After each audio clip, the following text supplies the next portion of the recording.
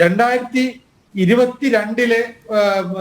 BJP-യുടെ ദേശീയ കൗൺസിൽ യോഗത്തിൽ അവസാനം 2022 അവസാനത്തിലാണ് അവർ തീരുമാനിച്ച കേരളം ഉൾപ്പെടെയുള്ള ദക്ഷിണേന്ത്യൻ സംസ്ഥാനങ്ങൾ അവിടെ സാന്നിധ്യം ഉറപ്പിക്കണം, അവിടെ നിന്ന് പ്രതിനിധികളെ ഉണ്ടാക്കേണ്ടത്, ലോക്സഭയിലേക്ക് അംഗങ്ങളെ എത്തിക്കണം എന്നുള്ളായിരുന്നു. അത് കഴിഞ്ഞ് 2023 മാർച്ച് മാസത്തിലും ഇതേ കാര്യം തന്നെ അവർ ആവർത്തിച്ച് തീരുമാനിക്കുന്നു.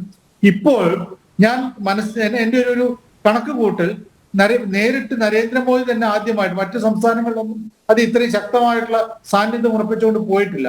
അദ്ദേഹം എത്തുന്നു, തൃശ്ശൂരിൽ തന്നെ എത്തുന്നു, അതും സ്ത്രീകളുടെ ഒരു സമ്മേളനം വിളിക്കുന്നൊക്കെ പറയുമ്പോൾ കേരളത്തിൽ നിന്ന് 1-2 സീറ്റ് ഞാൻ മനസ്സിലാക്കിയിടത്തോളം, കേട്ടിടത്തോളം, തീരും പ്രഖ്യാപനമൊന്നും വരാത്തിടത്തോളം നമുക്ക് പറയാൻ പറ്റില്ല. തൃശ്ശൂരിൽ നമുക്ക് ഏതാണ്ട് എല്ലാം ഉറപ്പിക്കാവുന്ന രൂപത്തിൽ അവിടെ സുരേഷ് ഗോപിയാണ് സ്ഥാനാർത്ഥിയാവുക.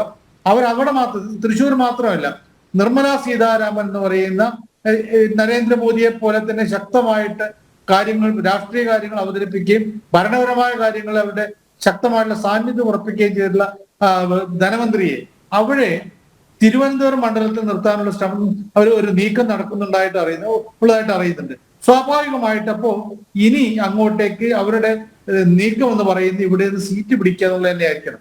അതിനുള്ള വരവിന്റെ ഭാഗമായിട്ടാണ് ഇവിടെ ഇതുവരെ ഇത്രയും കാലത്ത്, നേരത്തെ ബൽദേവ് പറഞ്ഞ പോലെ ഇവിടെ സ്വർണ്ണക്കള്ളക്കടത്തിനെ കുറിച്ചുള്ള ആരോപണങ്ങളൊക്കെ വരുന്നത് ഈ 2021 മുമ്പാണല്ലോ. അതായത് 2ാം പിണറായി സർക്കാർ വരുന്നതിന് മുമ്പാണ്, 1ാം പിണറായി സർക്കാരിന്റെ കാലത്താണ്. അന്ന് മുതൽ ഇത്തരത്തിലുള്ള സംഭവങ്ങളിൽ പ്രധാനമന്ത്രി ഒരു കാലത്തും ഈ ഇവിടെയുള്ള ഭരണകൂടത്തിനെതിരെ, മുഖ്യമന്ത്രിക്കെതിരെ പറഞ്ഞിട്ടില്ല.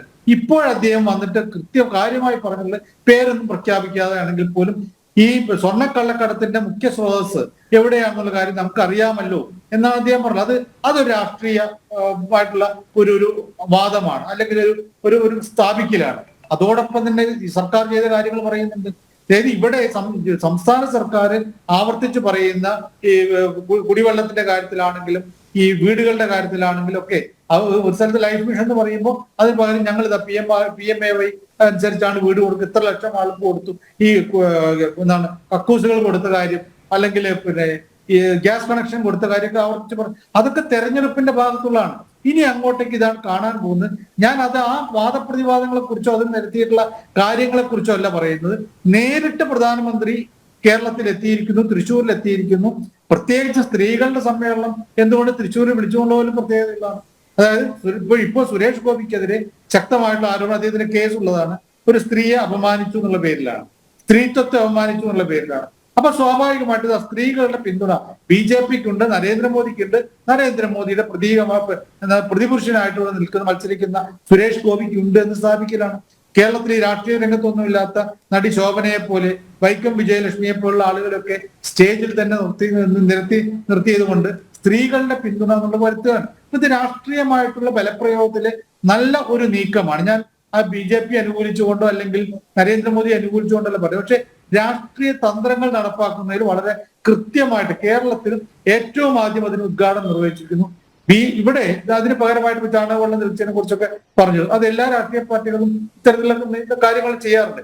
പക്ഷെ എന്റെ അഭിപ്രായത്തിൽ നരേന്ദ്രമോദി വളരെ രാഷ്ട്രീയ ലക്ഷ്യത്തോട് കൂടിയിട്ട് തന്ത്രപരമായിട്ടുള്ള നീക്കം കേരളത്തിൽ നടത്തുന്നുണ്ട് എങ്കിൽ ഇവിടെ UDF ആണെങ്കിലും LDF ആണെങ്കിലും അതിനെ പ്രതിരോധിക്കാൻ പറ്റിയ രൂപത്തിലുള്ള വളരെ അതിനേക്കാൾ കൂടിയ തന്ത്രപരമായ നീക്കം നടത്തിയില്ലെങ്കിൽ ഒരു പക്ഷേ മണ്ണും ചാരി നിന്ന ആളുകൾ പെണ്ണുകൊണ്ടുപോകുന്ന ഒരവസ്ഥ ഉണ്ടാവാനുള്ള സാധ്യത പോലും ഉണ്ടാകും. കോൺഗ്രസും CPM ഒക്കെ ആ യാഥാർത്ഥ്യം മനസ്സിലാക്കിയിട്ടാണ് മുന്നോട്ടേക്ക് പോകേണ്ടത്. അതിനവർ ഇനി അങ്ങോട്ട്, കാരണം ഒരു കരുനീക്കം, അത് ചെസ്സിലെ കളി പോലെയാണ്. ഒരു കരുനീക്കം നടത്തുമ്പോൾ അതിന് മറുകരുനീക്കമാണ്. വികാരം കൊണ്ടല്ല, വിചാരം കൊണ്ടും യുക്തി കൊണ്ടുമാണ് നേരിടേണ്ടത്. അത് കുറെ കൂടി തന്ത്രപരമായിട്ട് നേരിടണം എന്നാണ് എനിക്ക് അവരോട് പറയാറ്.